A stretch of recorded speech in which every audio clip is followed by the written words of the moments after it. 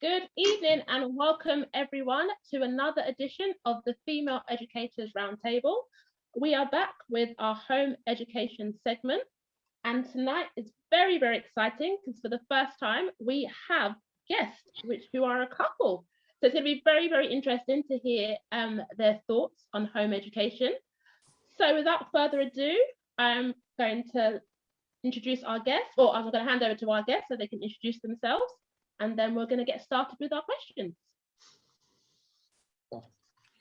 Hi, greetings everyone, grand rising, grand evening. My name is Michelle, more commonly known as Akiba, living in South London. We have one daughter who is 2.5 years old. So a young family. Yeah, that's basically me in a nutshell. And I'm O'Shane. I'm commonly known as Kanum, or in certain circles as Kanum. Yes, we're young parents, so we're just getting into the knack of it. Challenging, but quite exciting at the same time. Hopefully it can be of some benefit to others. Oh no, most definitely. No, it will be. It definitely will be. It's always an interesting dynamic. Exactly. Welcome, welcome, welcome. Thank you both. Okay, so I'm going to kick off. Why did you both decide that home education, well, why did you both decide that home education was better for your daughter? Well, for us, before we decided to have a child, we decided that, this was the way. We're both from, traditional school backgrounds. We're both from the Caribbean, Jamaica specifically. And, we grew up in a system that cherishes, like education is like the pinnacle of who you could be or how to better yourself. I remember this, most people will know this little poem that we recited, silver and gold will vanish away, but a good education will never decay. And that has always been in my subconscious. They really drilled it in your head. So the aim was to go to the highest of high, which was university and beyond, and that's something that I did.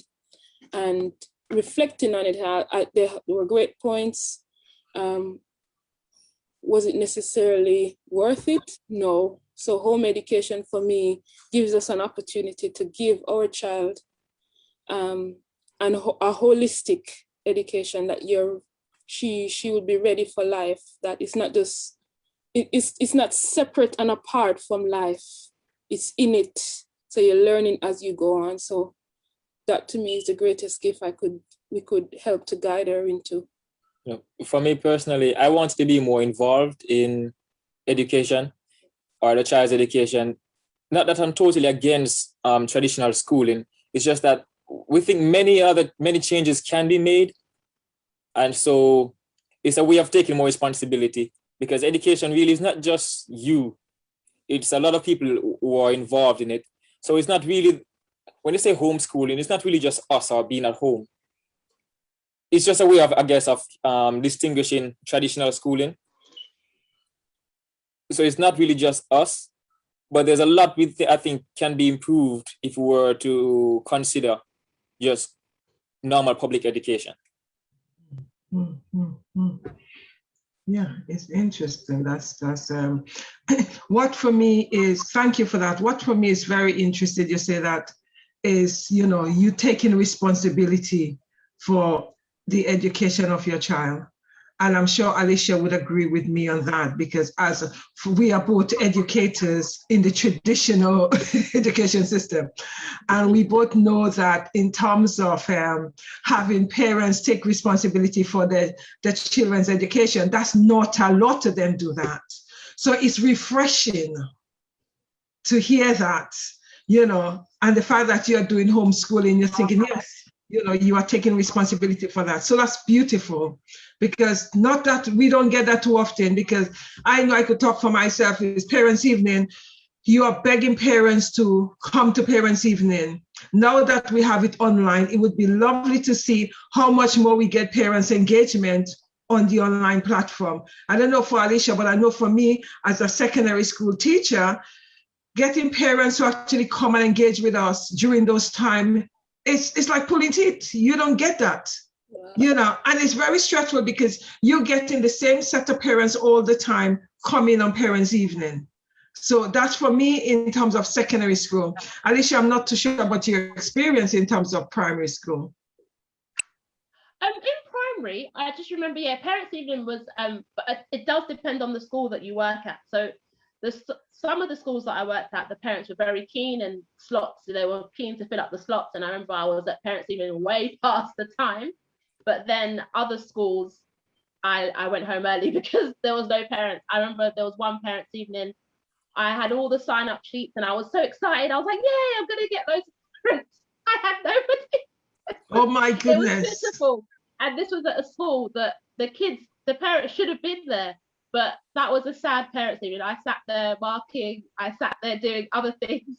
And it was pitiful when the head teacher came and she was like, oh, how many parents did you see? 0. Everyone laughed, but I was like, it's not funny. I said, this is actually serious. So like, I noted down what you said as well, Debbie. It's refreshing to hear parents saying that they want to be involved in their child's education, because it's very, very rare, especially, it's sad to say, especially in our community, it's very rare that you hear parents saying they want to be involved. It's like they hand their children over to the school system and it's like, there you go, bye, see you later. And it's really, really sad. So it was refreshing to hear. They want to be more involved. And also what was said about a holistic education, that's very, very true. We're both often saying that schools, they fail to teach key elements, key aspects that you need to be taught, like life skills, financial aspects, mental health. Key aspects are just not being taught in schools. They're so focused on teaching to the test that it's like Michelle said, that key aspects are being missed out of education. Yeah, I so agree with that, because one of the schools I've taught in, you know, I normally do meditation and stuff like that, but I also find that they're teaching so much to the test that one of the, you know, the head of department is saying to me, oh, the student, they'll rather if you didn't do like the meditation and the quotes on the board, they'll rather just going straight into the subject. And I'm looking at her and I'm thinking, really? So when I say to the student, the student came in and said, oh, miss, where are the quotes? I said, I thought you guys don't like it. They said, yes, we're looking forward to the quotes. So therefore, you kind of are in confusion as to, is that the anxiety of the teacher feeling that you will not cover all the contents for the exam? And it's like, I'm constantly saying to educators, as a psychologist, we know that the mind doesn't take in anything until the mind is relaxed. So you could think that you're giving the students 1 hour of lessons. Guess what? They only retain the first part of the lesson and the last part of the lesson. The middle is forgotten.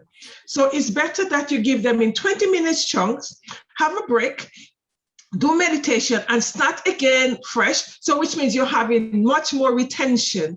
And it's like, for me to get this into the head of educators, because educators are of the concept of the more you give, the more they're going to get out of the student. It's no. It doesn't go into the brains. They just sit there and nothing goes in. So I'm trying to reassure them that, don't worry, there is method to my madness. The students are going to retain a lot more because my results are always high. The result for that is students are eager because you're taking them on an enjoyable journey. So it's like trying to get that to the head of educators. There's no point in you doing a whole hour. You think that they're taking it in, but they're not. So, you know, that's what I'm on a mission as well, to tell educators that, or to show educators, there's no point in teaching students for an hour, a whole 50 minutes. You know, you think that you've given them all the information. How much of that have they taken in? It's nice in the book, yes. They're all written it down, nicely underlined, but there's no point having it in the book when it's not in the head. So it is so interesting when you guys are talking about holistic. I am striving for this holistic education. Education is so programmed. These children are so programmed, it is painful.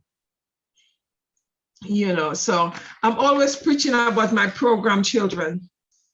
because education is a system set up to program individual, not to get them to think. As I always say, and I even said that to my student yesterday, I say, you guys, we tell you guys what to study, but we don't tell you how to do it. I say, I'm here to show you how to do it. So that's what I'm going to start doing with my student next week. I know that the education people are a little bit anxious as to, oh my goodness, would they actually retain? But I'm trying to reassure them it is okay. I am now showing the student how to do it. And by showing them how to do it, they'll be much more equipped in actually learning better and revising better and retaining a lot more. So it's like trying to get them to, it's like trying to get educators to relearn what they've learned already, which is not proactive, and trying to get them to learn this new set of way things are being done better. So, you know, that's another of my mission. So I need a lot of, probably a lot of luck to get our working. Okay, the other aspect we're looking at, what do you feel traditional education lack? Well, you know, I've considered teaching myself, as in I've considered doing teaching, and I've done a little bit of it here and there. And I came to a conclusion that teaching, especially in a school setting, should be done by elders. That's my own personal opinion. That's interesting. I've tried, you know, getting notes and trying to get it across to the students. It's very rigid and it's very stressful. If you already know it, you modify it for you modify it for the students, you know, whoever it is you're teaching, whether they're old or younger, their experience, whether it's just a book lesson or a practical approach, it changes because you already know it. And you're able to make it a lot more fun, more interesting. You avoid certain points, or you can maybe explain something a little bit differently because you already know it. So I think from considering that's one change I would think needs to be added, where allow a person to live, gain their experience, and then pass on the information. Quite often we're teaching at a very young age. We're just trying to get it out. So we try not to make any mistakes, but we're not really fully engaged or involved in what we're trying to teach. But it's just notes, really.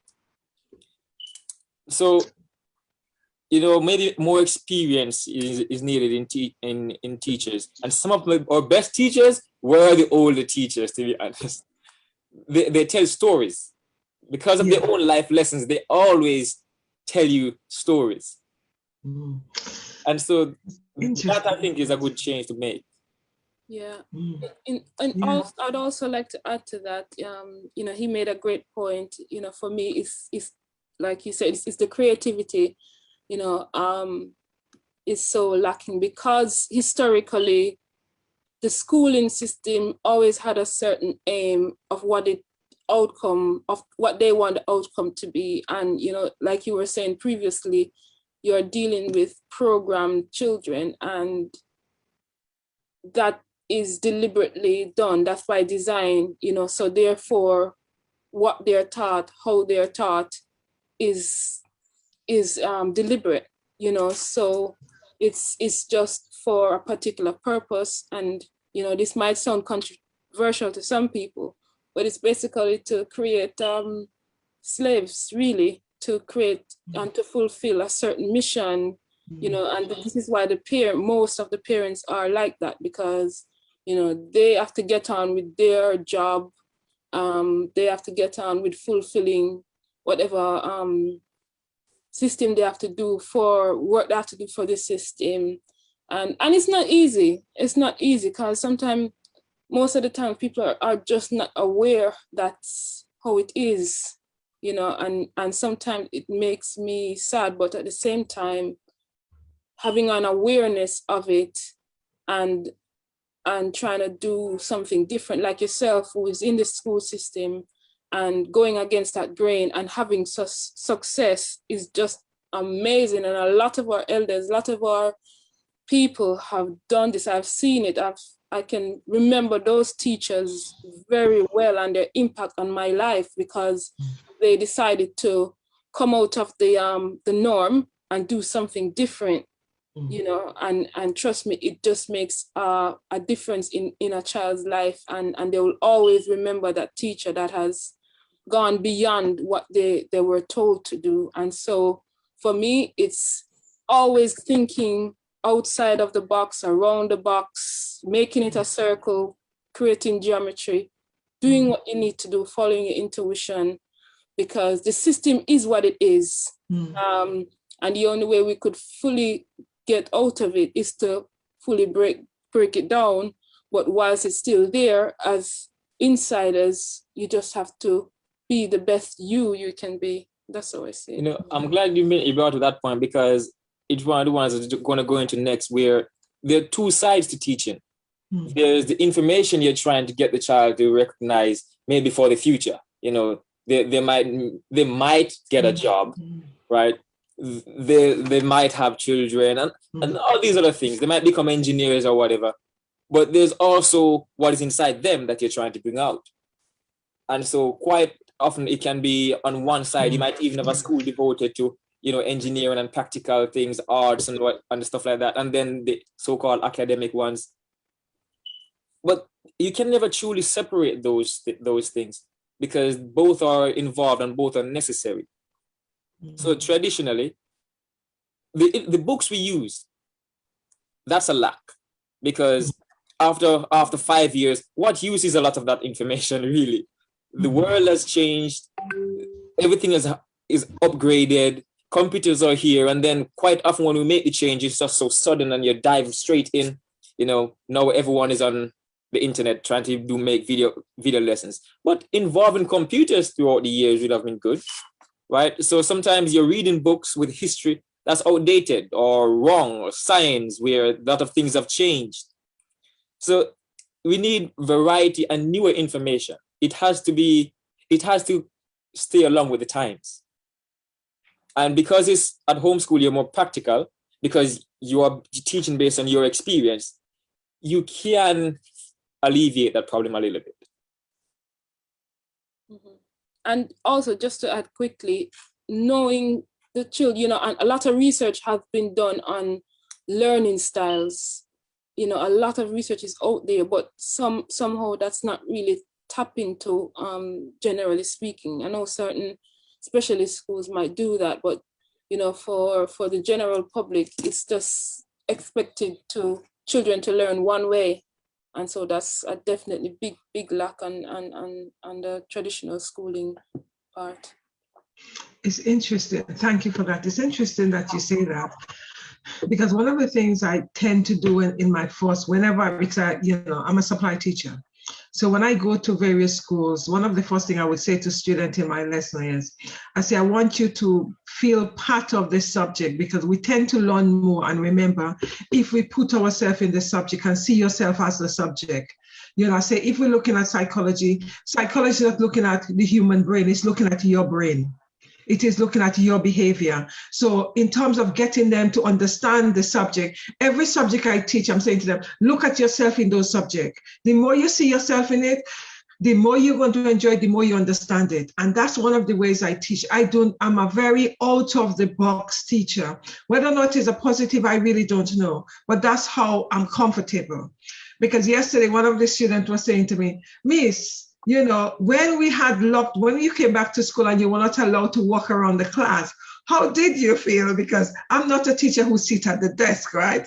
I'm saying to them, it was painful, because I said, Miss, I think you should sit down now, because I'm up and down the class, pausing, checking, talking, you know, my hands are all over the place. And I'm saying to them, could you imagine when I was only allowed to stay at the top of the class? I say it was so painful. I just had to stand there with my hands full. I say I used to be walking from top to bottom. I said there's sometimes when I remember once I was in another school and actually was walking, students went and complained and said, oh, you know, it's COVID and Mrs. walking down the middle of the classroom, and I thinking, oh my goodness. So I had to go back to the top of the classroom, and I found it so sterile, because I'm not that teacher who sits behind the desk. I would sit on the desk, and I would be walking up and down the classroom. So in terms of connecting, it is so important that we actually, as educators, we actually need to be outside of the box. And it was interesting, something you guys have said in terms of educators should be older people, right? Because it took me back to when I first started teaching, because before I became qualified, I was teaching. I used to teach in supplementary school. So when I became qualified, I remember doing a lesson plan, right? And it's like, you have all this long lesson plan thinking that you're going to, it's an hour lesson, right? But you have everything planned. And when I realized I didn't even cover half of it, I thought, oh my goodness. And I was talking to my mentor, but I said, I didn't cover half of it. She said, don't worry, Debbie. When you do the next lesson, you're going to soon realize that when you prepare all this lesson, you're going to realize that most of the time you only teach half of it, or you might get you a quarter of it. So don't worry about it. And I realized, because initially I thinking, oh my goodness, that makes me a bad teacher. Oh my goodness. But as you become experienced, you realize that you are thinking on your feet. And as you said, there's always a story to tell.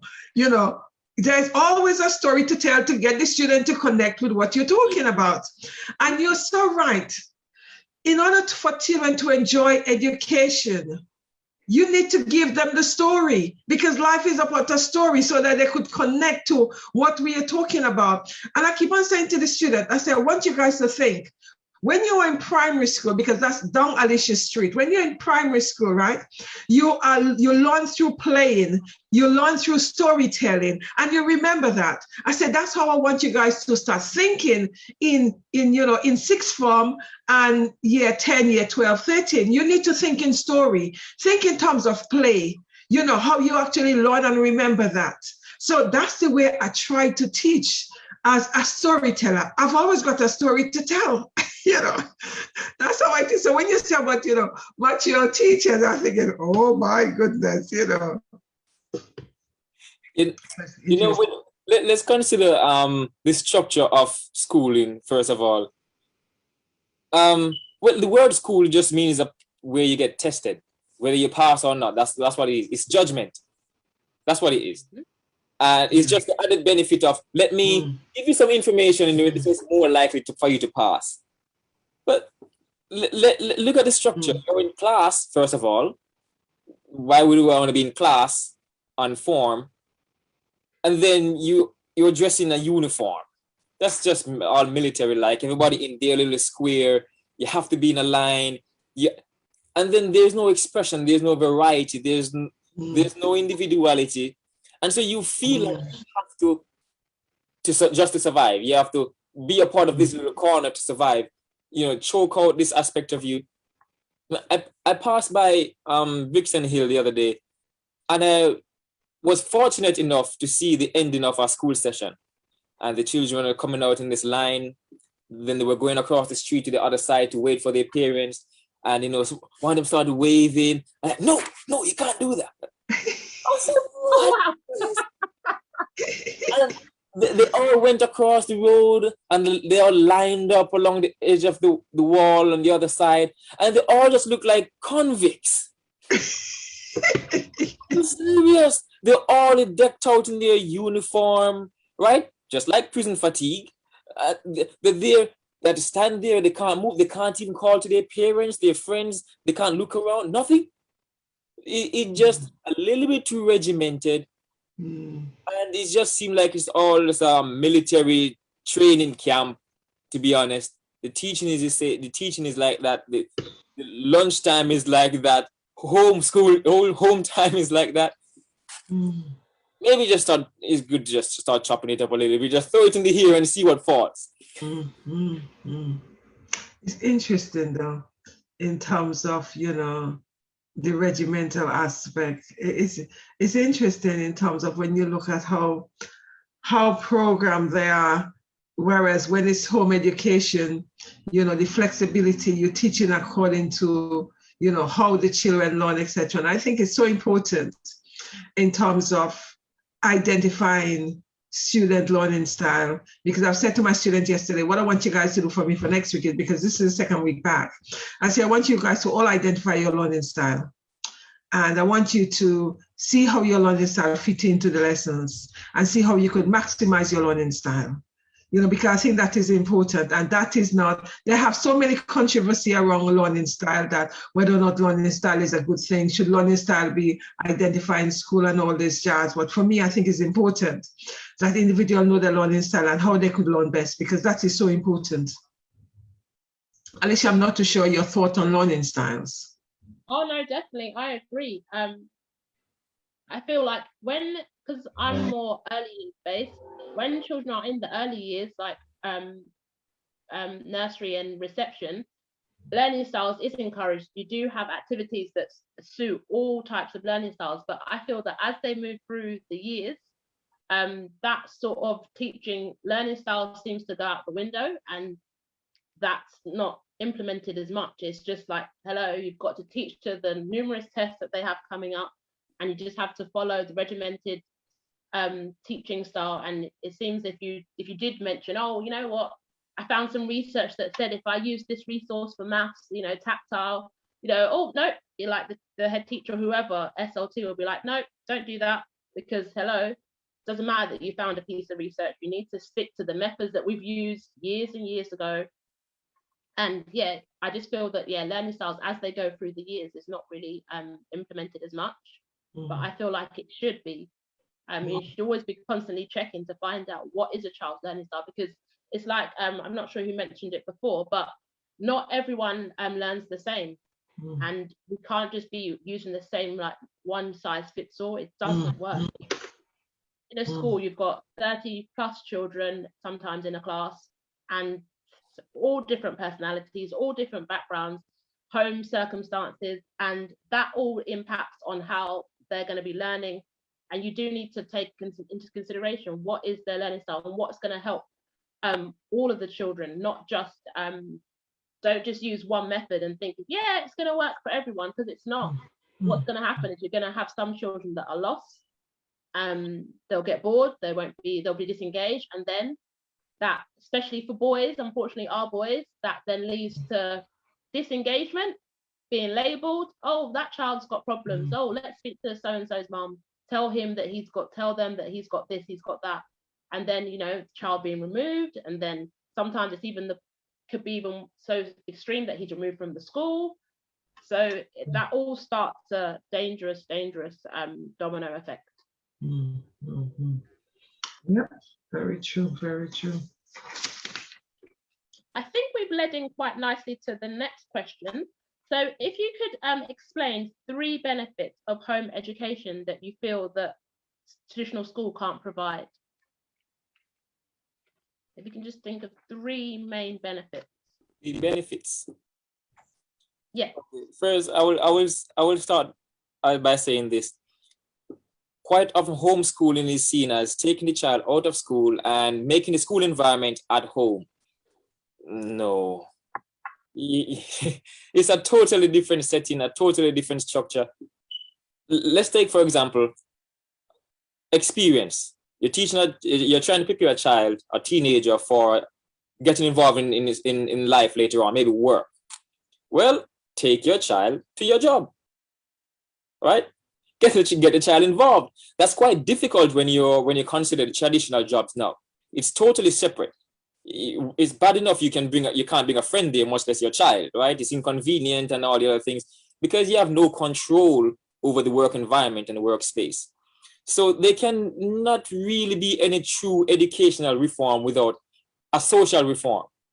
This idea of we're going to educate our child differently and somehow society is going to be different, that's a good dream, but it takes a lot more than just having a child at home and teaching them. So changes has to be made with the parent. Okay, so I guess that can be a benefit. One benefit of homeschooling is that you get an opportunity to change something about your own life. It's being flexible. Right, exactly. Because we're already been set into this rigid framework of daily involvement. And so when you consider what it's going to take to teach your child or children or even other people's children, you find that there is a lot of changes that needs to be made in your personal life to make that possible. So a benefit is an improvement overall in your own life, and you get better personal involvement. In other words, whatever you think is necessary in addition to normal learning, you can involve that, you can bring that in, because it's not set onto somebody else who maybe do not understand your child or what you think is necessary. Because as much as we're trying to get over the ideas of division, we're all different, whether it's by race or nationality or culture. We live different lives and we find different things important.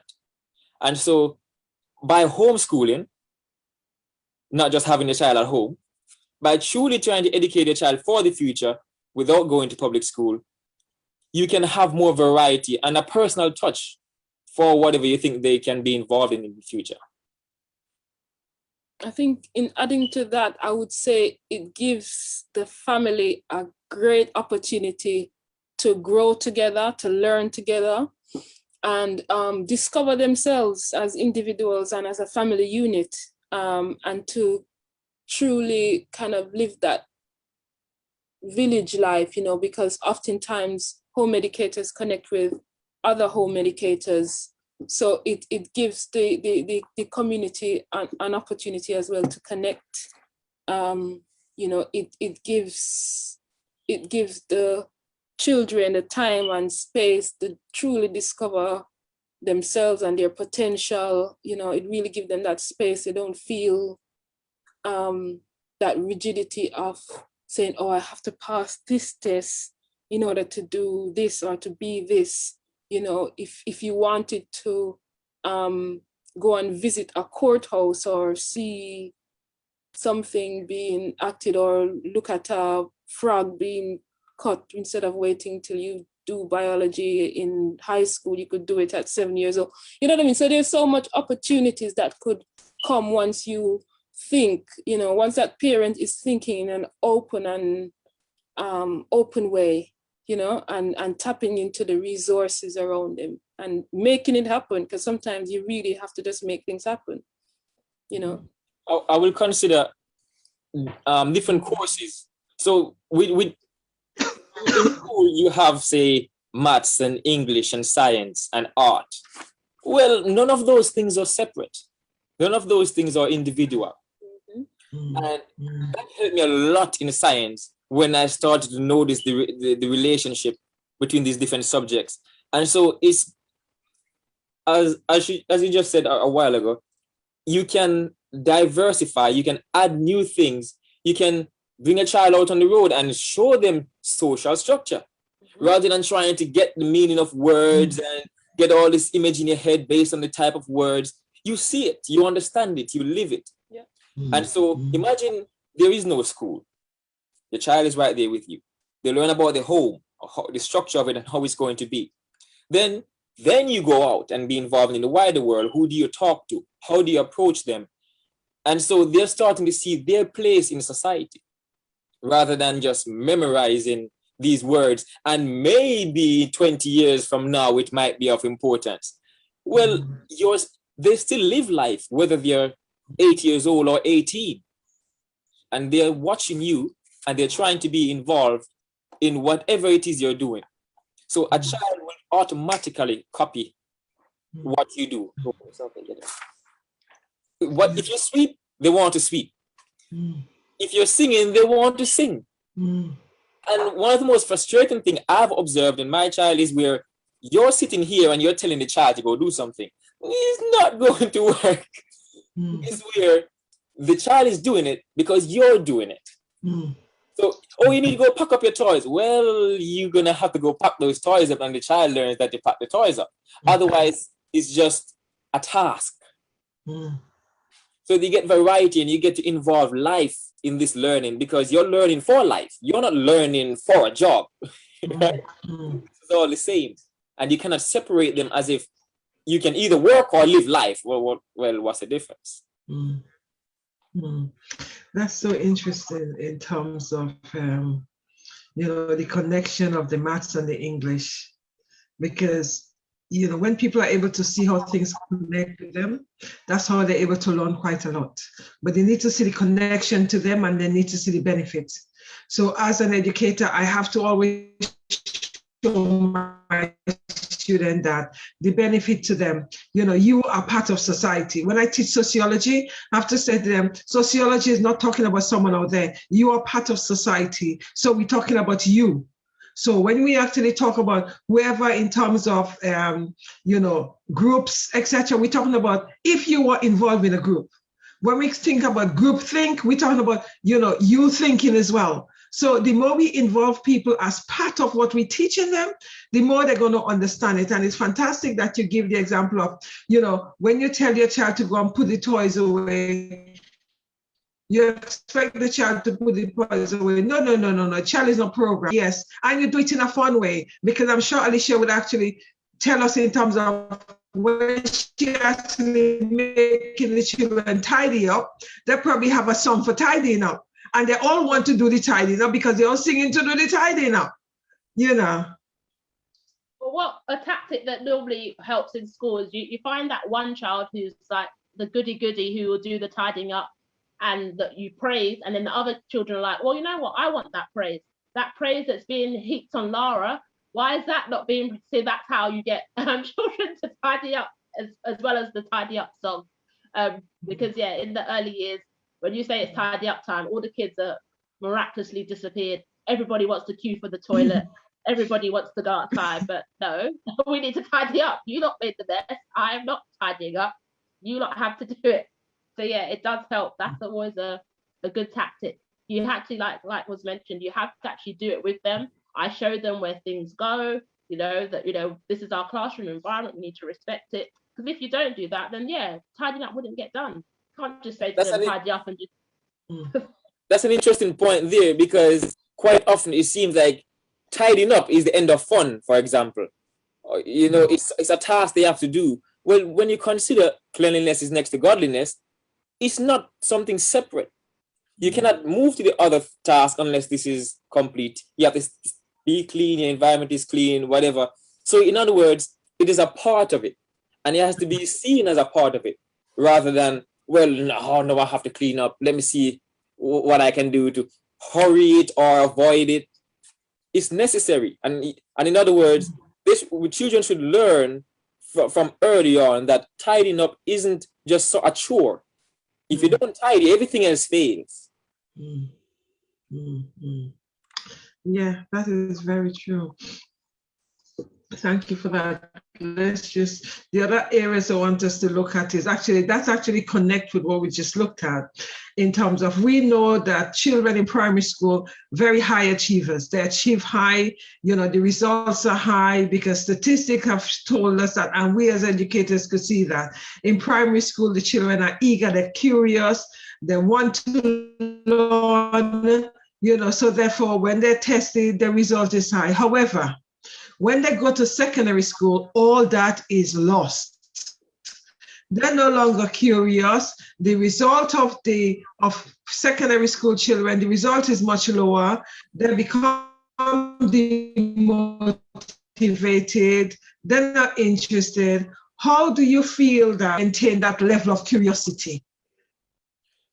Well, I would say as a child matures, we tend to go away from traditional styles. For example, a child is young. You're thinking to yourself, they're never going to listen. You must make it engaging. You must make it funny. You know, you want to sing songs and use rhymes and take little breaks here and there. And so you're thinking, this child doesn't understand what I'm saying yet, so I'm going to have to, you know, understand this child and make education fit this child. As they grow up, they understand language, they understand the social norm, and you're thinking, I get you now. And now you come and learn this style. Come on, take this method, this way. And so by the time they get to high school, all right, you're no longer children. Wake up to reality. You're going to be in this big world of work. So you start to sit them down. Now you're going to have to sit that, like in a job, right? You have to be there. And we've redesigned learning as if we've not suddenly changed the way we learn, right? You know, we're big people, but it's not like advertising companies just talk you to death. They sing They play songs and backgrounds and they play with your emotions and they're engaging with you. Comedians do it. They're trying to teach you, but the only way to truly do it is to make you laugh, right? If you don't laugh, you're never going to learn. So I think that's a reason a lot of our learning falls down in high school. We go from engaging with the child because they're children. So now they no longer want to learn. It's read the textbook, memorize everything that is inside there. You know, words, we never learned words by checking the book as children. We hear it and we repeat it, right? So we live high school. Since high school is a transition between childhood and adulthood, well, are you preparing them to be independent? You know, what kind of society are you bringing them into? And then you try to mimic that future society now. So I guess that does, you know, help in explaining why the teaching system is as the way it is, because they're preparing you for a system where everything is in there, everyone is in their little cubicle, and they're expected to do this and nothing else. You're a carpenter, do not touch the plumbing tools at all. You hear me? You're not licensed to use it. It's kind of that structure and model. So I mentioned earlier, getting your child involved in your work. They will learn about work and business if you involve them in it. Yeah. Let them help you calculate all your tax returns, for example. You know, let them help you for the planning.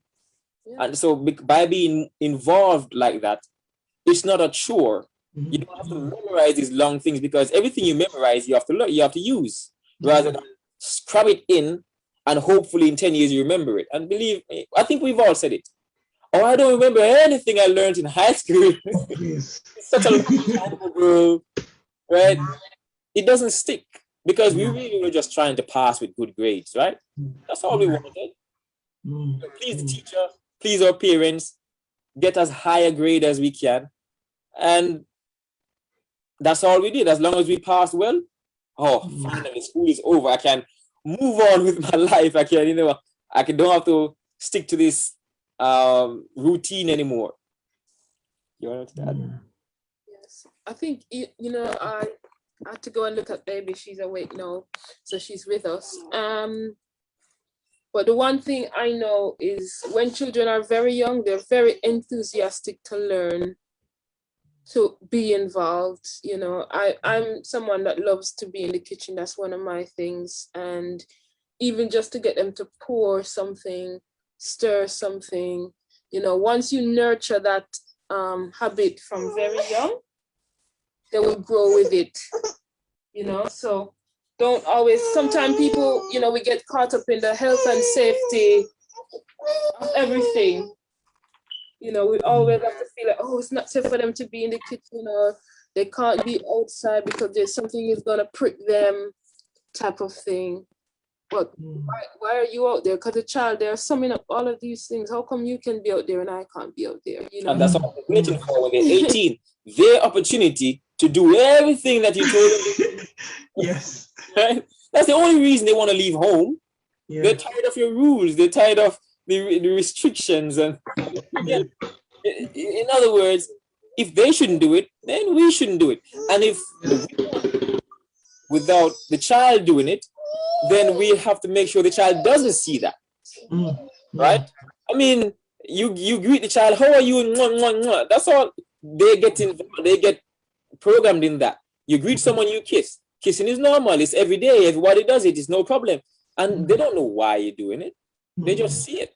So now they start copying it and copying it and copying it. And then you tell them, don't do it. It's a big people's thing. Well, no, it's interesting. Right? And they're just trying to get involved in that.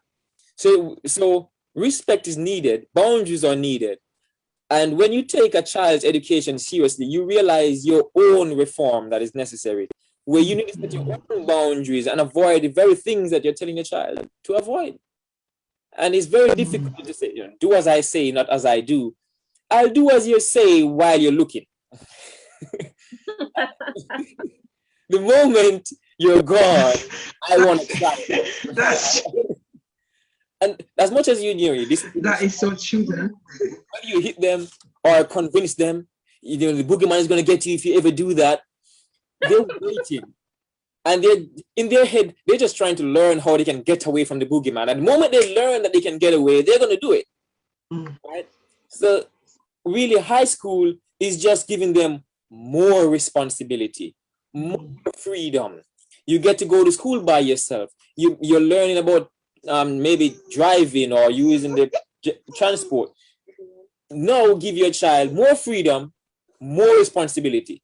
You can go here as long as you do this. You want to go here? Okay. When I see that you're responsible here, now you get more freedom. Maybe we wait until 18 and then say, well, you're going to be a man now. You're going to leave home now. So you better start fixing this. Education and schooling is a progress to that. In other words, if they're 18, they should have already learned all those things to be an adult, learn about work, learn about money, learn about sex and marriage, right? Learn about social structure. They should have already grasped that. Now that they're 21, now you're going to get them involved in jobs. They've never seen it for 20 years, right? So a whole change has to be made. And because we're preparing for some scary thing in the future, if you don't learn this, you're going to fail, you're stressed. I've seen children who came in the top 10, top 5 to 10 for 5 years straight, flop by time for GCSE, burnt out. They've lost it. And the top of the school, top of the class, and when they have an option of 10 subjects, they do 5 or 6. Burnt out, tired, strained, miserable. And they finally realize at 18, I don't have to do what my mother said. I was learning all this for what? And they starting to get that independent thinking. Then they realize I can survive with 5 subjects. Oh, they don't want to do 10 subjects anymore after all those years of struggling. So they've lost this fight, this zeal. Yes, because learning is stressful if it's so rigid. You go there, you sit down, you memorize, and then you go and hopefully it's too much. Yeah. A lot to take in. I apologize. I tend to be like that. Very important points that have been made, and it really does lead nicely into the next question, because especially when you mentioned about sitting down and doing taxes with your children, Debbie and I are often saying that in school there's a lack of financial literacy. So by the time I left school, in terms of like money management, my habits were very, very poor, because in school you're not taught these things. It's like you're taught to you're just taught to the test. All I did was memorize what I needed to memorize in the textbooks, and I passed my GCSEs. Anyone could have done it. Anyone could have done it. Especially physics. I was telling Debbie recently, I can't remember a thing about my physics, but because I've got a good memory, I memorized a textbook the night before. I got a B. And even my dad to this day doesn't understand how that was possible. And I just said, all I had to do is memorize a textbook. That's all they were doing, is testing me on the textbook. They weren't testing me on anything else. I said, so anybody could have done it, Dad. I said, anybody could have passed. So it's true that there's so many things that school is missing. And that point that I picked up on, especially because I just feel that if we were taught some important lessons, if time was put aside for life skills, we wouldn't have so many issues. We wouldn't have so many young people in debt or getting into credit cards or whatnot at such a young age. And just things like, getting us on the property ladder. These are things that we should be taught in school. We should be taught about investing and money management. But again, they don't focus on those. So our next question, which leads quite nicely into, in what ways do you feel that home education prepares a young person to navigate the real world? All right. Let's make a clarification, for example, here about the real world. Right? You're teaching a child that when they're adults, which at 18 or 21, they're going to be doing this and that. If a child can be punished for what they do, they're adults. Okay? Because if they're children, you take responsibility. So if a child can be arrested or we put into juvenile penitentiary or whatever form of punishment you choose to dish out for their wrong that the parent doesn't face directly, it means that that child is no longer a child. So you can't prepare a child for adults and they're thinking that they soon will be adults and they're getting adult punishments. It makes no sense. So in other words, we need to recognize that by 18, which a child can be punished by what, 14, 13 in some things? In some ages it's 10. We should recognize that you can be punished here. This is your life, you're living this, and make it very practical. So if you're going to teach, business was one of our worst subjects. Long list of words, long list of definitions, business structures that I've never seen before. And it was tormenting. Now imagine this. You set up a Kool-Aid stand. Now you learn about business. Now you get to collaborate with your sister or your brother and learn about a joint venture, right? You learn how to diversify. Now you start to include those words rather than memorizing diversification and never use it. It's stressful. So by getting your child involved, because you're living life. So everything your child sees you do is living, which is one of the reasons I think it's very difficult to train or educate our children, because we're telling them to not do what you do, but you're doing it, which means that it works. This is what a child learns. I've seen you from I was yay high. You've done this. And now you're bringing me into a world, the same world. And you're saying, don't do it. They've lived it with you for 18, 19, 20 years. And so what you do is life, is education. And so that's the involvement. You know, I've taken part in many of the homeschooling education with other people. That's before we had a child.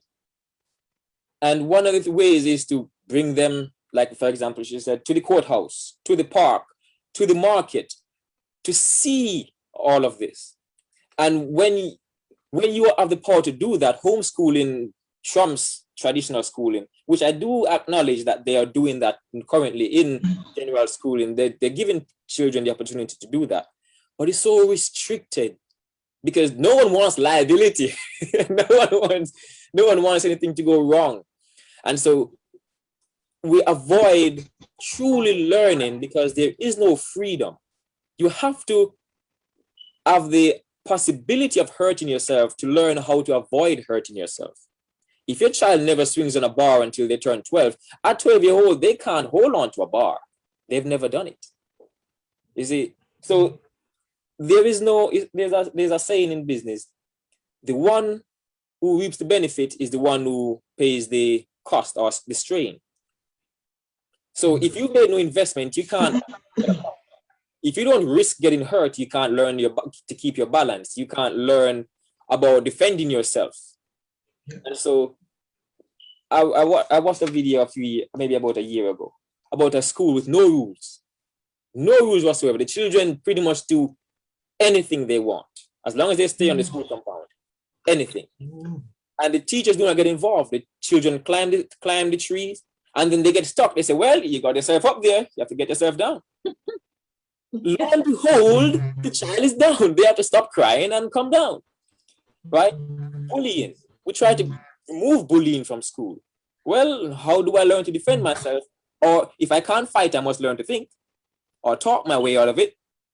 So you start to become creative with life because there's a problem. Without a problem, what use is your mind? What use is your creativity? So a child must be exposed to stress and strain and quarrel, and we're trying to use your inside voice. Well, sometimes you gotta show it up. You gotta tell a person off, right?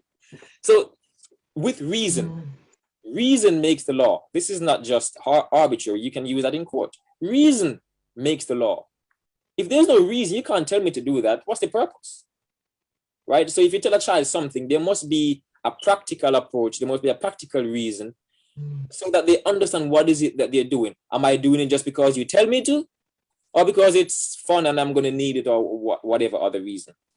So being in a homeschool setting gives variety. It allows different learning styles and practical involvement in whatever it is you think a child should learn in the future. You know, they can write things down, write a diary, start a journal, right? They can learn to write and learn the calculations and all these other things. How many maths topics have you learned that you've never used, right? For example, we for some reason you just came in and then, right. We learn about trigonometry and all these calculations about using angle of the sun, and they're trying to make it seem practical. We never use those things, right? Not that it's not important, but it's not necessary whatsoever. I was trying to remember quadratic equations, but it came in and then about 4 other words came in similar to it. I'm like, what am I trying to say? Right? We hear it, we learn it, and it's nice. It's a nice experience to learn something new. But then I have nothing to do with it. So it's like, oh, great, I learned it, and then we throw it away. It's not involved. It's not necessary in my life. And then straight away the mind says, I don't need it. I've never done anything with it. What am I going to do? I can just avoid it then. Maybe I can just get a job where I don't need that. So you start to, transform your life based on what you're trying to avoid, because you're told you need it and you figured out I can hide from it. And that's what we do. Just briefly to add to that, I think for me, I've always, in reflecting on traditional school and looking at the benefits of homeschooling, I feel like time is the most valuable thing that it offers anyone, because when you look at traditionally, you spend 6 years in primary school and another possibly 5-6 years in high school, and if you're going to do something after that, it adds up. Now, as home educating parents, and you're looking back, that I could have learned those things that I learned in 5 years, possibly in 2, or just do something different. And the reason why I brought up the time factor is, like many of us in from melanin-rich communities, certain topics are just not going to be taught in the schools over here, and even perhaps some of the schools from where we're from. For example, looking after your hair, our hair is unique and it's different. But every day you will see certain commercials, our hair and our skin is different. And, in school, they might even preach to everybody to wear sunscreen. I have a niece that comes home or when she comes visit us, say that, oh, she should be wearing sunscreen. And I get all trying to educate her on why some people wear sunscreen and why it's not necessary for some people to wear sunscreen. That information is just not taught. So for me, the time factor and the specific information that you want to learn is such a great benefit, providing that the parents have an open mind to researching, finding the resources to make that happen. I grew up loving science, and I was studying ahead of my time because of a book my mother gave me. Oh, thank you, Mom. Right, I went through that book over and over and over just to see the interesting things. And then I went to A-levels, and they're teaching the same thing we learned in primary school and early high school, but totally differently. And then I realized that what I've been taught now, I could have learned back then. But the idea is, we're dumbing it down for the child. No, we learn about physics and chemistry, and then from my experiences, it's wrong. It's a lie. The way it is not like that. You see a drawing in a textbook, you see an explanation here and an explanation there. It's not true, right? One of my ways of understanding the cell structure was looking across the city, and I could see, oh, look, that's it. The town is very similar to the cell, and I could associate those things. That made it very easy. I didn't have to memorize the words. That's all it was, because the words have a meaning. And so, for example, link language with science. Why do we study science in Latin? I don't speak Latin, right? So I got the translation of the Latin words, So I got the meaning of the words, and then I got the how it looks practically, and then I joined the two. I didn't need to memorize anything. I just look into the picture and say, oh, that does that, that goes there, okay, and then it start to tie it together. The same thing. I didn't study much in history. I wanted to, but the reading was a lot, and I couldn't read all that much. I didn't want to read that much, even though I had to, because I was interested in so many different things. And sometimes, because you're good at what you do, sometimes your parents will leave you to study, to just do it, right? After a while, I learned that history repeats itself. I was unprepared for history test. I wasn't going to do it at all in GCSE. But then what I did was look at the question, associate with now, write about now as if it's back then. Gotta be.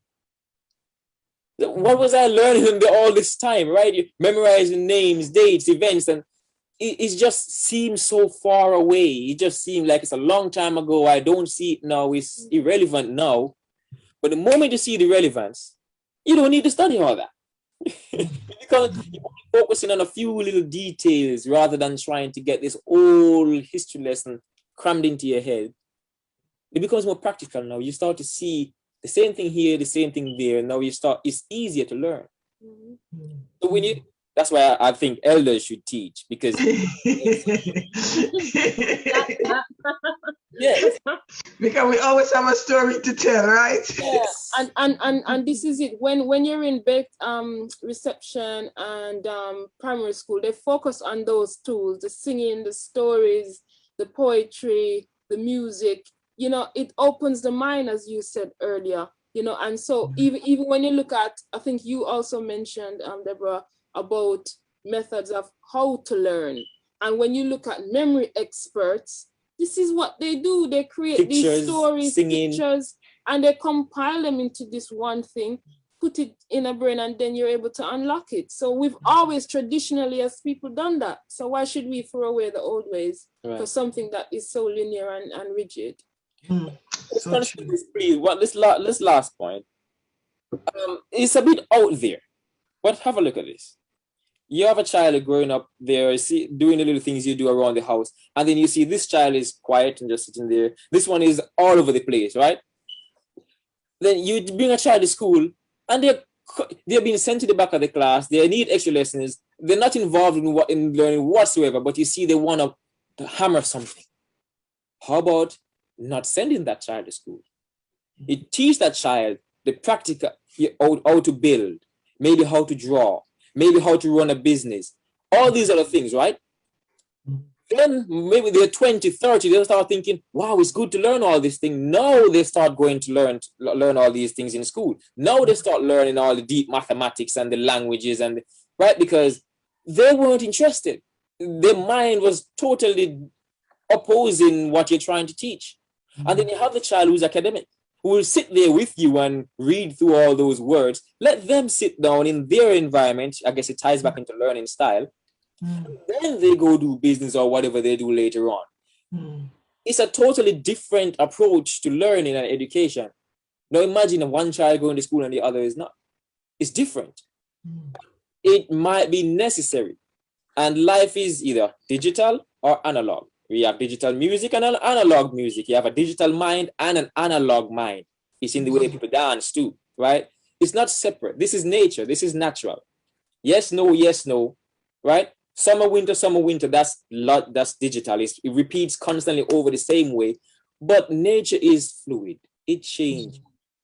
So there's an approach to that in everything. There needs to be an approach to that in everything else, whether it's learning or dancing or fighting. Right? An analog way of dealing with things. Yes, learn. But maybe not to that extreme. Right? Yes, practical. But maybe not to that extreme. Everyone is either yes or no. Well, why can't it be in between?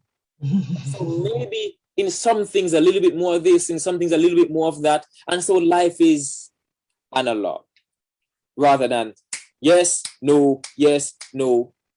And maybe if a child is at school 8 to 12 hours of the day, they barely see you.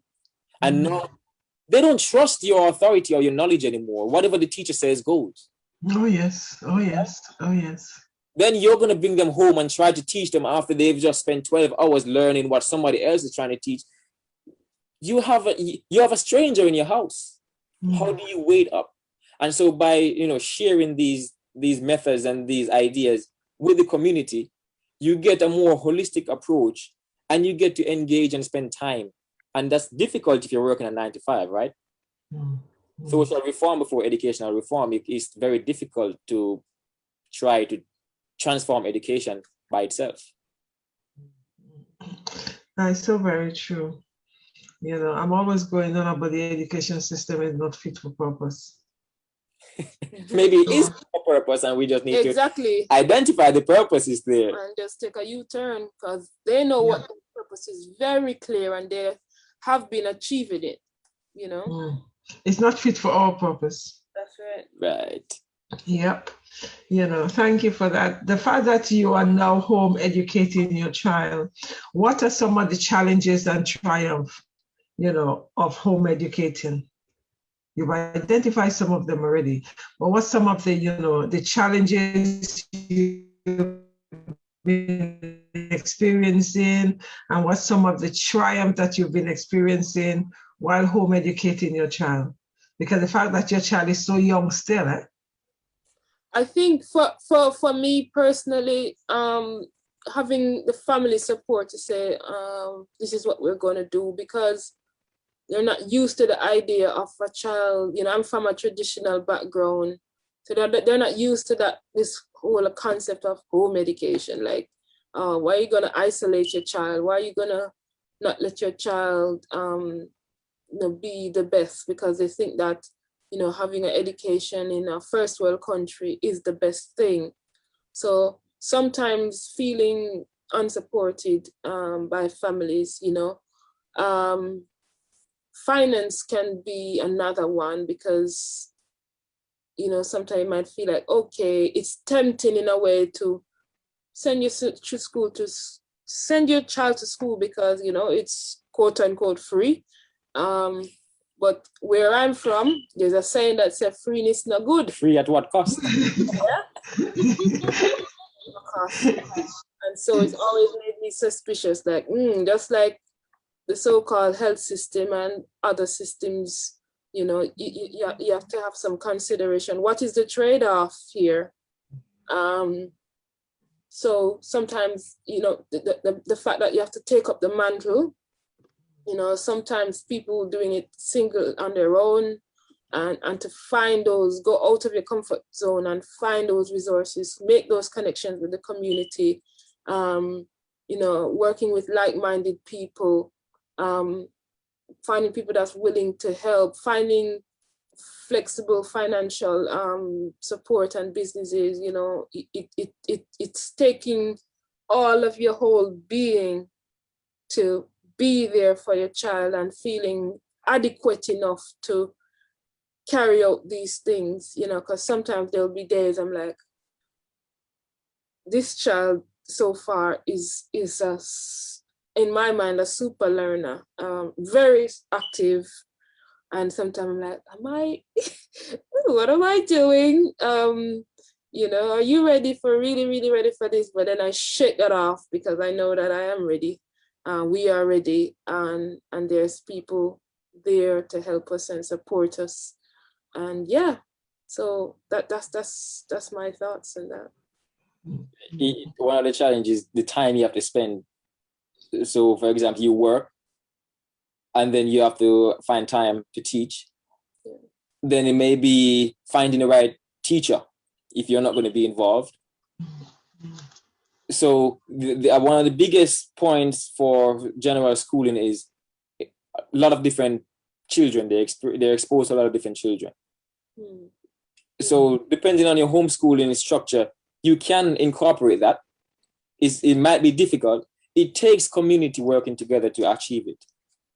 Okay, what is it that you can teach and what is it that you cannot teach? Mm. Now, if you consider the structure of schools, they have a certain lesson to teach. They collectively recognize that it's necessary and they get funding for it. So it means that if a lot of children will need that, then maybe to some degree, you may have small units of organization for different things, for different topics, subjects. Maybe it's around business. So it could be that one day is for business and another day is for this, or you incorporate it however way you choose to, where it's a community member's responsibility to teach that and gain finances for that, whether that's through you or through any other forms of funding.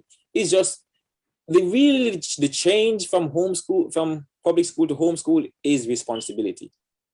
How do you get involved and make sure that what is necessary gets to that child?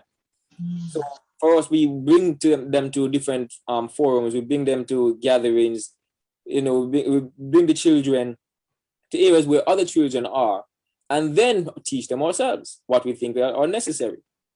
And a lot of the things that we're hoping for them to learn at school, they can learn at home. So maybe the larger, more complicated things, maybe the things that need a professional, again, an elder person who's had the experience organizing a trading department, maybe an area where 100 children go just to learn that one thing, 200 children go just to learn that one thing. And so that's their responsibility in the community to make sure that they learn this, right?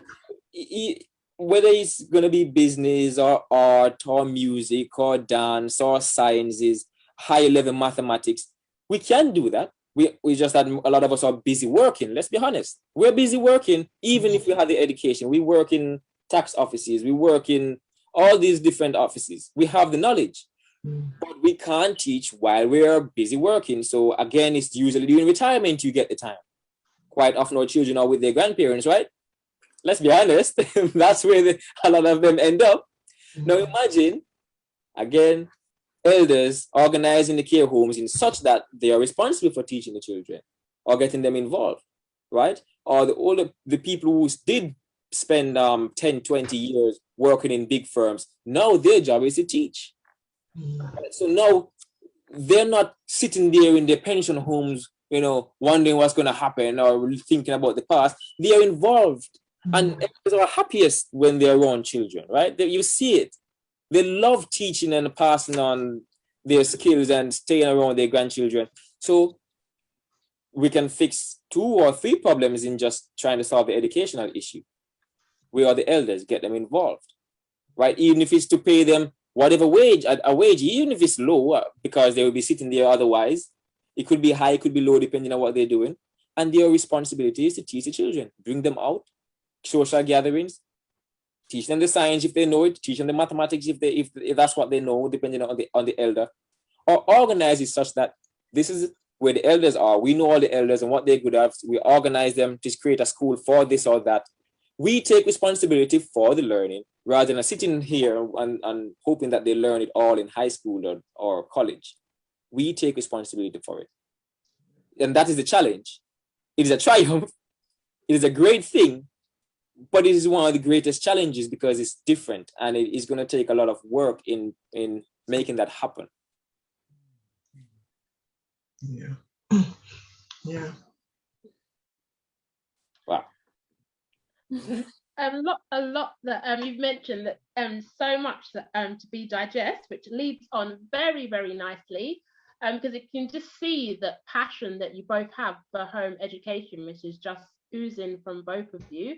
What would be your 3 top tips that you'd give to someone who's considering home education? So someone who say, they're like, oh, I'm not sure if I can do it. What would be the 3 top tips that you would give them? Community involvement. You're not alone. Right. You're not alone.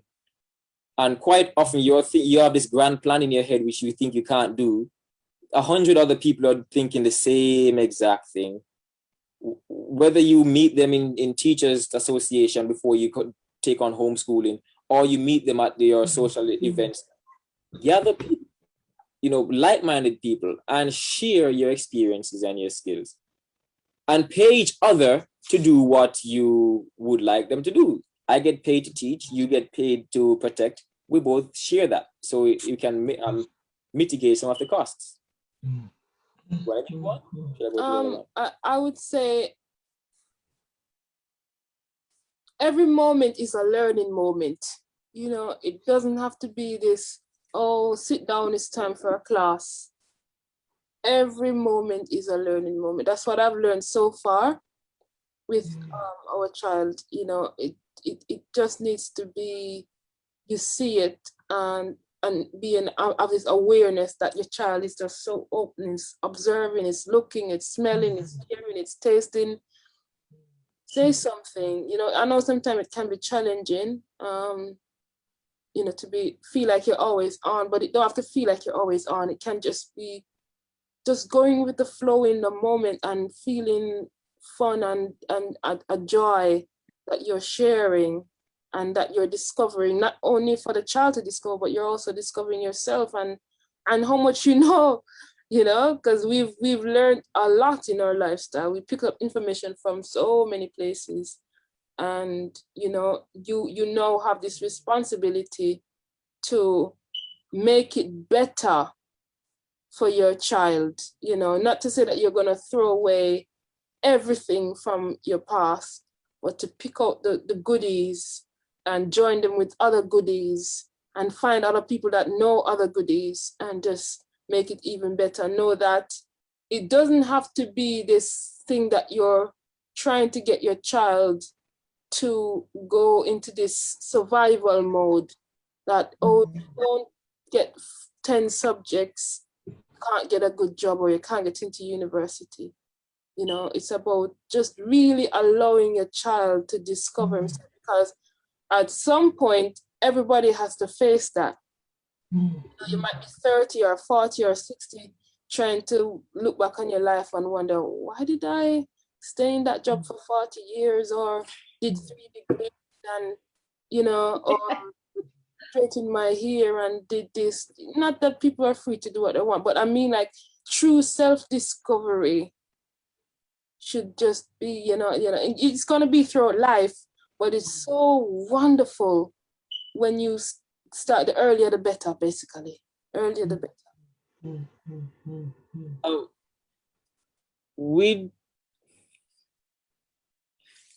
We didn't go to school to learn. Learning is something you do your entire life. So with that, this is a benefit where learn with your child. Nothing is wrong with going over your times tables. You forgot it. Go over it. Go learn a language with your child. That transforms your whole lot, I tell you that. Go over the maths and the science, the things you didn't know, the things you forgot. Learn with the child. And you start to realize that you've been trying to get your child to study in a way that you don't like. Sit and read this. Oh, you must learn that when you're involved, you realize you don't like it. They're not going to like it. So you get a practical approach from being involved. You learn at the same time, and your child is right there with you. She knows that it's something that you do as well. It's not something that I have to do and I can't wait until I stop. You're involved. And the final thing I would say is plan ahead. Whether it's going to be financial problems, who you're going to have to associate with. We worry about certificates, don't we? Am I going to become a lawyer if I study at home? Right? Now, do your own law firm. Right? One of the greatest tools you can have is the knowledge that solving problems is the way. You can learn all you want. If you don't solve someone's problem, you're wasting your time. And that's the easiest way to make money. Fix a problem, whether it be a leaky roof or tax forms. Fix someone's problem. And so when you plan ahead and realize that you're living life, not learning as if it's something else, then it becomes a lot easier. So plan ahead and be involved. So I guess that's 4. I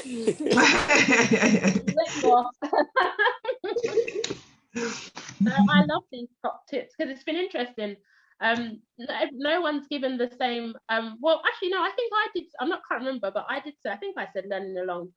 Yeah, you did. With my daughter. Yeah, but it's been interesting that 3 top tips that you provided have been amazing, and I definitely especially like when Akiva said about every moment is a learning moment, because I'm always saying that I'm a huge fan of lifelong learning. Until the moment we pass, like I'm always telling people, like, you're always learning. There's always a learning opportunity wherever you go. And for me, my daughter probably finds it annoying, but I always find a teachable moment. Doesn't matter where we go. I always find a teachable moment. I'm like, yeah, we're always learning. Doesn't matter that we're out and about. Always learning. It's good. We don't go to school to learn. Go to school to learn what you're good at. Yeah. It's so fascinating because the fact that, the beautiful thing is constant learning along with your children. Something I say to my students, I constantly say to them that they are my teacher as well as I'm their teacher, because I learn so much from them. And the first thing students say to you when you say that to them, what do you mean, miss? You're the teacher, I know I'm the teacher, but I'm learning from you. So yesterday was a classic. I was on the computer and all of a sudden the computer froze. And I'm saying to them, oh my goodness. I said, anyway, I know you guys are computer geek. Can I have one of you to come and go through the process with me? So one student came and, she did what she had to do. And, she showed me something. And I thought, oh my goodness. So then I said to them, pause.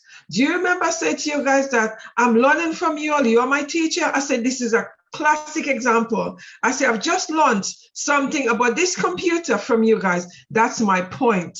And they said to me, oh my goodness, miss, I understand what you mean. I said, that's exactly it. I said, with your parents as well, it should be a situation where they're learning from you and you're learning from them. So we need to have that concept, because I think it is so very important. The minute we start embracing that, we then realize that we're not above anything. We're not the one who knows it all. And I said to students, yes, I'm an educator, but I do not carry the encyclopedia in my head, nor do I carry the dictionary in my head.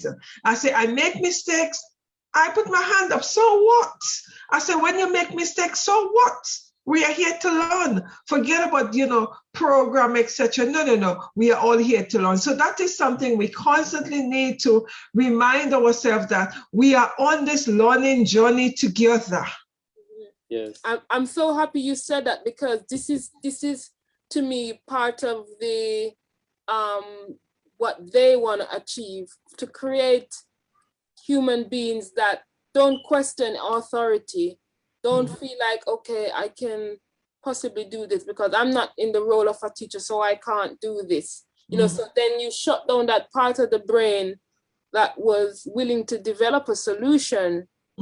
So, then therefore creating citizens that, would, a government would make a policy or a law and nobody questions it because they are the authority.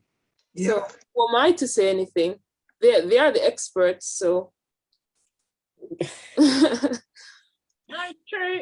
You've made a very, very pertinent point. It's true.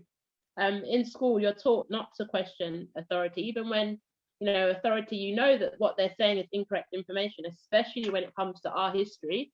But we're taught not to question it. You're taught to sit there when they're telling you that slavery is our history, and you're sitting there as a child thinking, that's not true. That's not what I'm taught at home.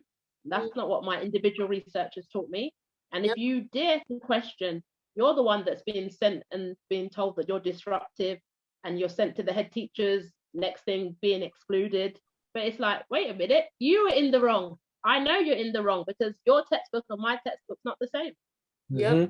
Let's consider, like I said, every opportunity is a teaching opportunity. So we go to school for information, so we stay in formation, right? And then if you were to just realize that everything intersects, then it becomes a lot easier because you can teach 2-3 things at the same time. Language. What can you teach without language? And so that's a fundamental then, right? And then mathematics. First of all, you can't do mathematics without language, and you can't do language without mathematics. They actually relate. So associating things. What is it that you're learning, and what are the words you're using? If you don't know the words you're using, how can you learn? So we have a culture here now where we say what we don't mean and we don't mean what we say. And then when you challenge it, they go, you know what I mean. Then what was the point of you talking then? Right? Say what you mean. Yeah, it's true. there needs to be an approach where we intertwine things to not make it linear and rigid. And so they can see one thing in another thing. Yeah, so a holistic education. Right. Yeah, so very true. I mean, so very true. The lion doesn't ask the monkey what to eat, right? And the deer cannot go to the lion and say, please, Mr. Lion, I have a family here. You know, if you mind eating one less of us every week, you learn according to your nature. And you live according to your nature. And so we ought to recognize if you're different, it's not something to hate and to war about. That's who you are. And the things you learn must be based on your survival as well as your progress. It's not about just about fear and worry. You must strive, right? Yes, some of you might fall, but it's necessary. Yeah, so true. It's that there's an unwillingness to sacrifice. That's what I've observed. And it's a little bit in me too. There's an unwillingness to sacrifice, whether it's your time, your money, or even yourself, right? I know the salmon will swim upstream. That's difficult in itself. Then there's a dam because the beaver decide they want a way of living, so they block the dam, or maybe we block the dam as humans. So they throw themselves onto the land. They die, but they provide a slippery surface for the other ones. Eventually, they make it all the way around the dam. Maybe 100 of you died, right? But they made it. And so there's a collective mind, which there's a collective mind in the general structure of things right now. So what collective mind do you have? That's the idea. If you go to school just to learn this thing and get a job, that's a collective mind. So what is it that your aim is? And so learning is not just about you. It is about all the other people who are involved in your society that you're trying to share this world with. And if you separate them, how can you ever move forward if you think you're going to make life by yourself? You don't plant the food you eat, right? So why do you think you're so important that it's all about you and what you think? So we need to share with each other, connect with each other in order for it to go forward. Yeah. Oh, most definitely. Debbie and I are always having this conversation about working collectively, especially in our community. We are always having this conversation. Yep. I don't want the conversation to end because it has been an absolute pleasure. But if you would take this opportunity to talk about your storytelling, Akiba, if you feel happy to. Yeah. Yes. Thank you for giving me the opportunity to just say about what I am currently doing, working on. First, I just want to mention that I am a vegan baker and a plant-based chef. So at the moment, I currently do cakes that are vegan friendly, non-refined ingredients friendly, and I'm in South London. I'm not really on social media like that, but people can contact me via WhatsApp. So I do Caribbean-based products like, for example, rum cakes, sweet potato puddings, carrot cakes. I also do some raw treats as well. So some chocolate with almond preparations. I also do one-to-one or group showing people how to create plant-based meals. So if people are interested in that, you don't have to be vegan to do that. People can incorporate plant-based foods in their meals, because sometimes people might say, oh, I'm not sure how to do that, but there's ways of just having a baseline of how to combine ingredients and then just using your creativity with food, and adding how to add flavor, how to create nutritious meals, both cooked and raw preparations, juices, and stuff like that. So yeah, that's one thing that I do. The other thing that I do is also storytelling. And I do a lot of writing surrounding poetry as well. But a sister and I, who is a primary school teacher, and also my husband, we're putting together a online platform to teach children different topics, and one of them is how to tell stories, how to use storytelling to build your confidence, to tell your own story, to connect with your family roots. We're also going to explore other topics such as meditation, African style yoga, Tai Chi. So we're putting these packages together as we're speaking, so to speak.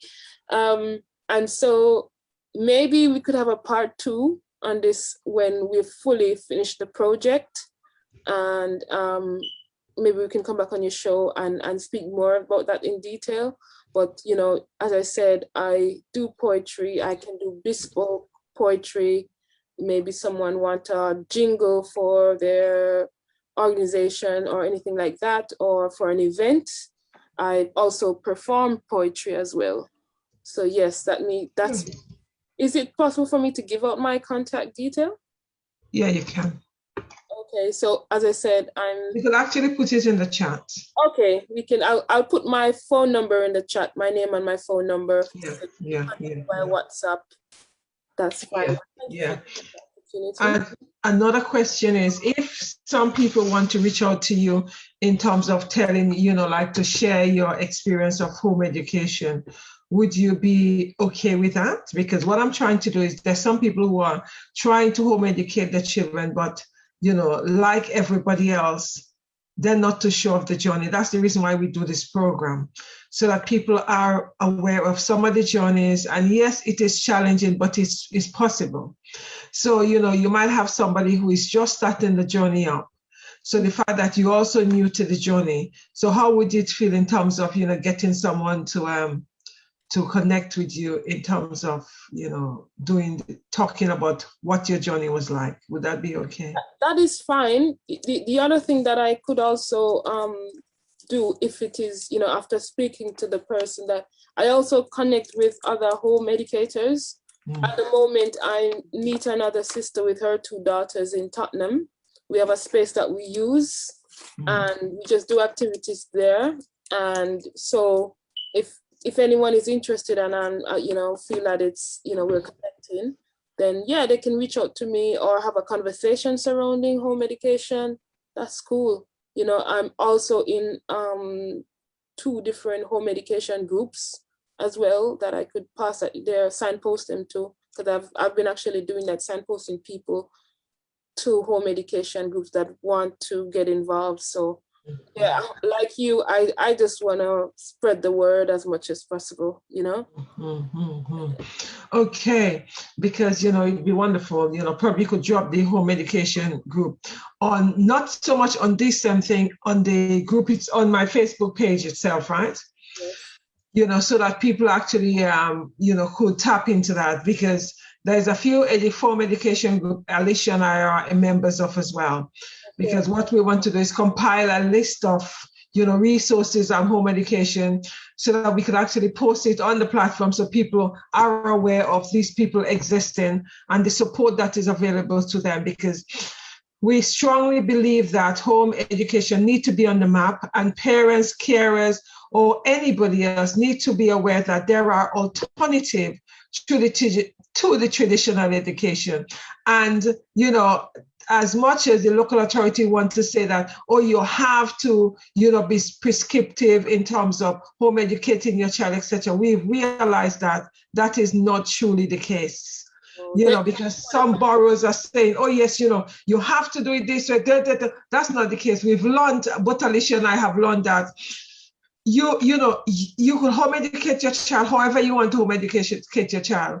Because, you know, there's so many things that is in the law giving you the freedom, but you have some authority who is putting pressure on home educators to do things this way.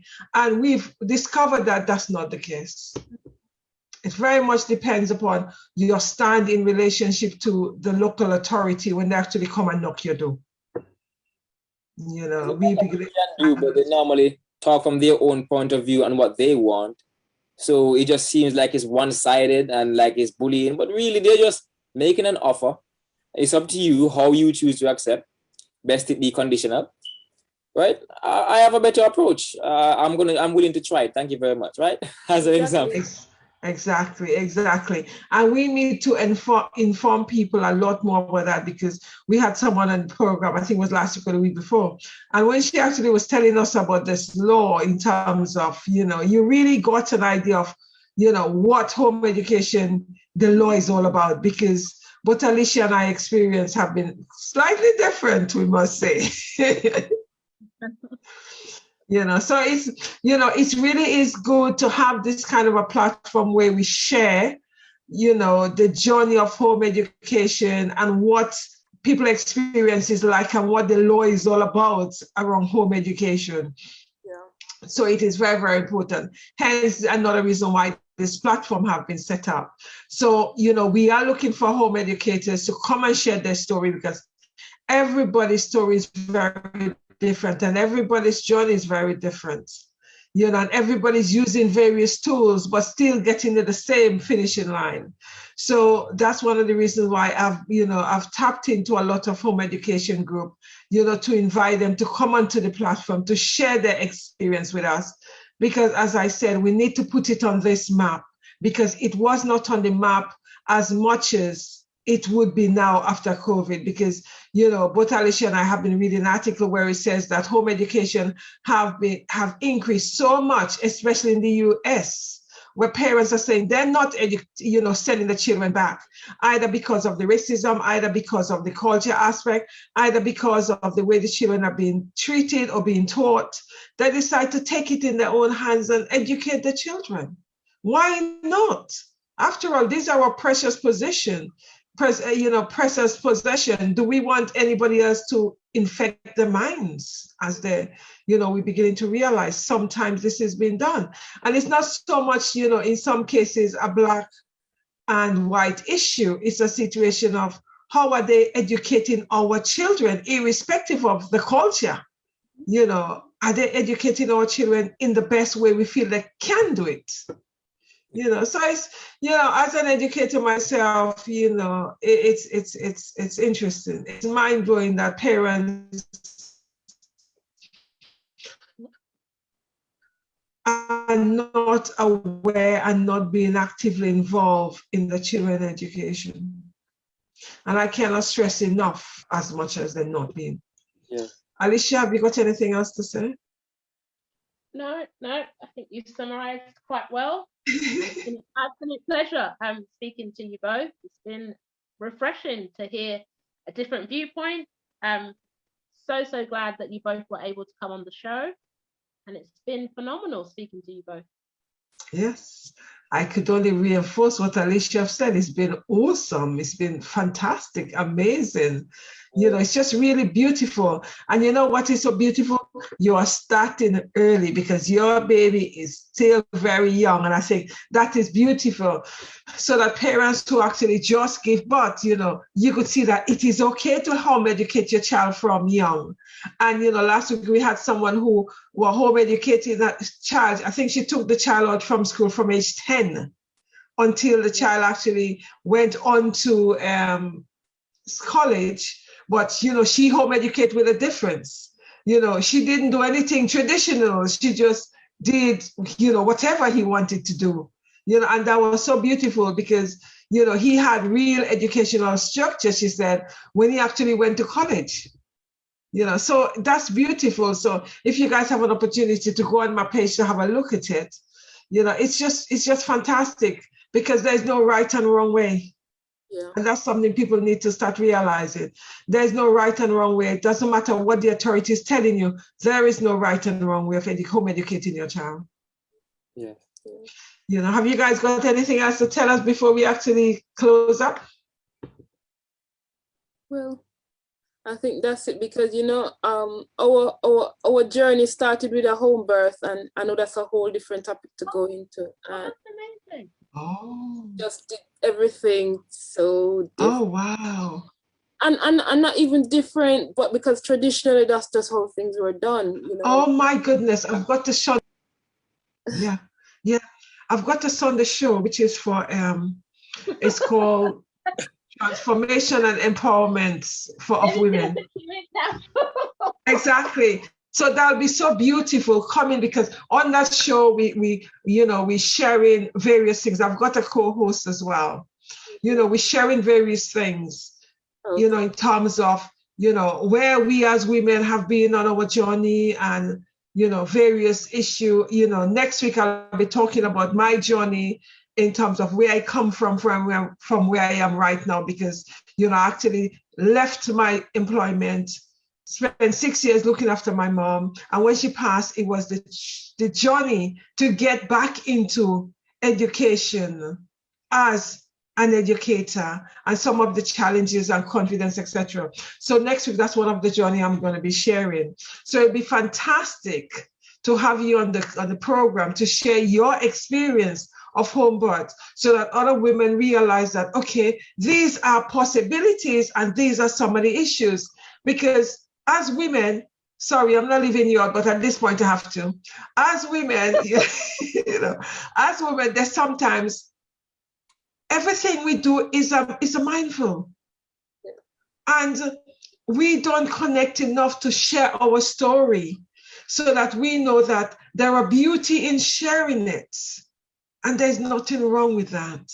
Yeah. So it'd be fantastic. So you say, okay, I'll reach out to you so we could actually, have a discussion on that, and you come on, etc. Oh, it'd be fantastic for my fellow females to have a look at that, because I'm twofold. I'm a female educator coaching female educators, and I'm also tapping into women who have lost their confidence for whatever reason, and trying to empower them to gain that confidence again. Because although I was a very, very confident individual, once I left teaching, look after my mother, and then trying to get back into education, it reminded me of women who take a career break and going back into employment. But even when I had children, I didn't take a career break. I just had normal break and went back in. But everybody was closing the door in your face. So, I just felt I need to share this journey so that women start becoming empowered and developing confidence again, because it was an eye-opener for me, boy. Yes. So it's like going to prison, no one likes you after that. Exactly. Yeah, it is so very true. It is so very true, because I also used to teach in prison. Yeah. And that in itself is another, oh my goodness. I made a mistake yesterday to say to one group of students, we were talking about health and social care, and talking, I don't know how the topic came up about prison, and them saying, oh yes, Miss, when people are in prison, we were talking about hygiene, personal hygiene, and they were talking about, oh, when people in prison, they don't have a wash, etc., etc. And I had to say, no, it's not like that. And I realized this young people, whole concepts.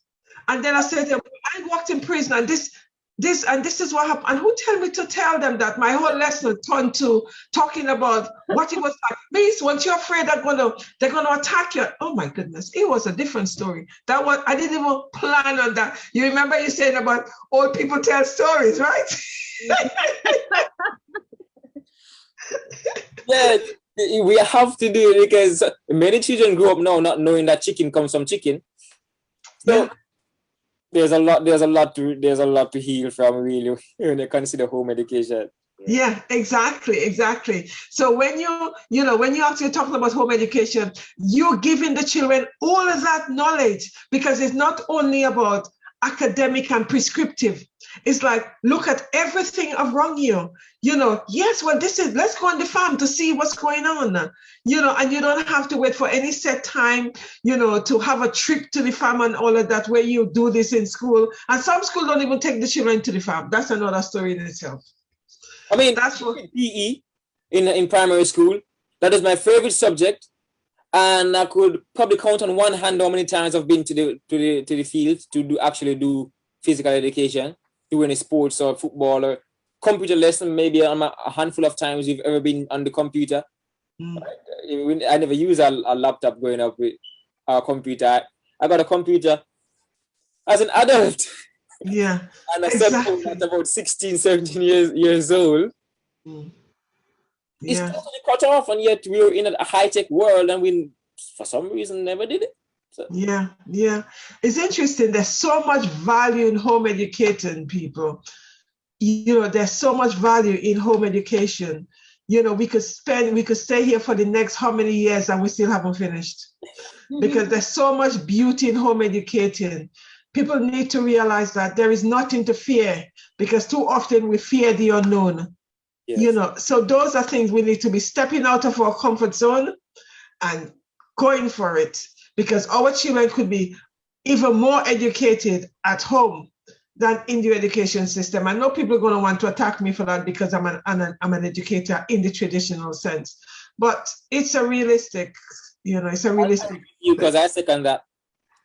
It is realistic, Anyway, guys, thank you very much, my Facebook audience. Thank you very much, my co-host, and thank you very much, my guests. It was a fantastic, fantastic session as usual.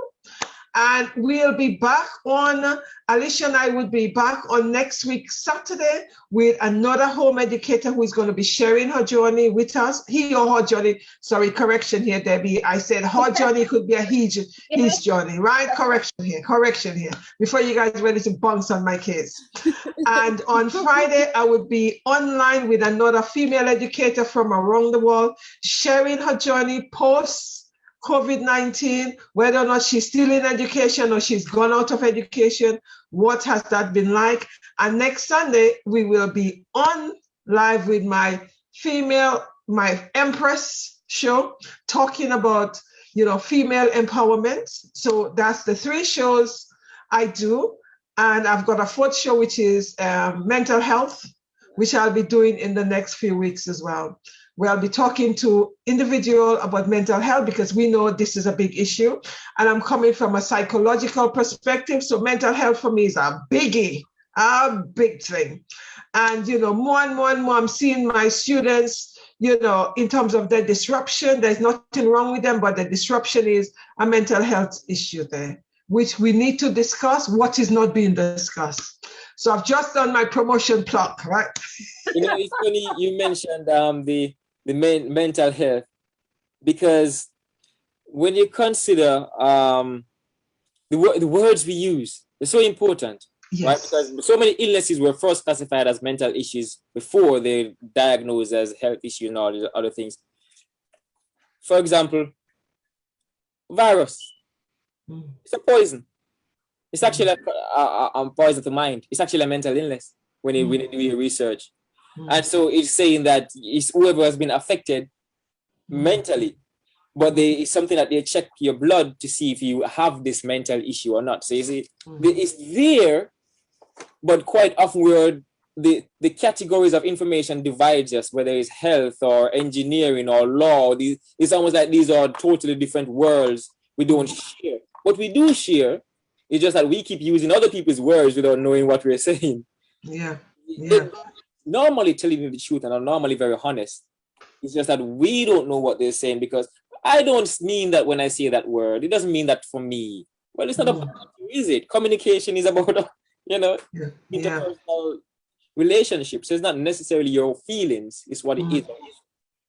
Yeah. It's so very true.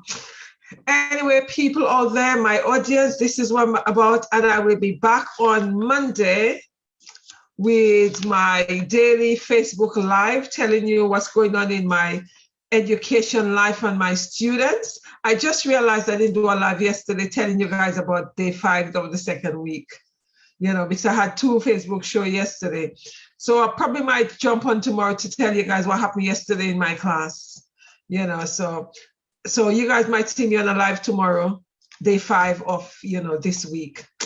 Anyway, guys, have a fantastic evening, night, morning, wherever you are. Thank you very much. And I'll see you guys back on the platform probably tomorrow or Monday.